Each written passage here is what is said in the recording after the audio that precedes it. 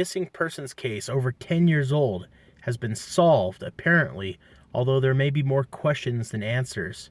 What happened to Esther Westenbarger?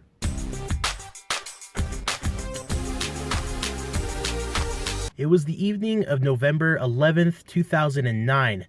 Esther Westenbarger was newer to the area of Kokomo, Indiana. She had moved there recently to be closer to her mother and siblings.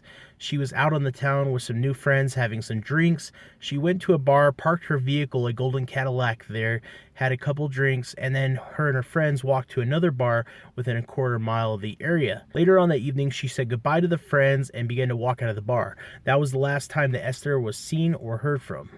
For many years, her family and friends wondered what had happened to her. They were worried that she might have been abducted, she might have been kidnapped, she might have been murdered, that somebody might have taken advantage of her at the bar or outside of the bar that evening. Now it appears that the case may have been solved.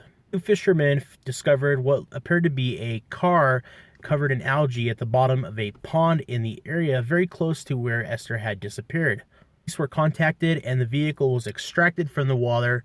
Family believes that it is her vehicle. The license plate matches, all the other details match. Right now, DNA forensics and dentistry forensics are being used to verify that a person found in the vehicle is or was indeed Esther.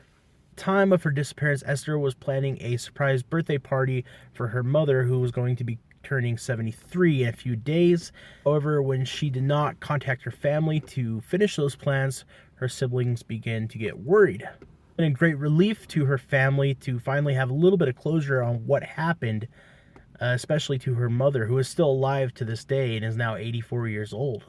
Family and authorities now believe that Esther may have had a few drinks, may have been attempting to drive home, and failed to turn and went into the pond, unfortunately drowning. That is not a happy ending to this story. The relief to the family to know what happened, to have closure in this case after over a decade, nearly 11 years, it is something special. As you may know, in many of these missing cases, family and friends do not ever get that closure. Remember earlier this year, we covered the case of William Molt, a man who had been missing for 22 years. He was found in a pond after leaving the bar one night, and he was discovered because somebody saw what appeared to be his vehicle in the water overhead on a Google image search. And so it makes me think, my friends, that we need to continue looking right under our noses for those people that are missing, because despite whether or not they've been missing for 10 years or 22 years or just a year, they might be right under our nose. They might be right there waiting to be discovered. Now, we'll be updating this case and many others like it. If you don't want to miss that, make sure to hit the subscribe button if you have not already. It's always great to talk to you. I hope you are having an amazing day. I will talk to you again. And as always, adios, amigos. Famous. Not famous.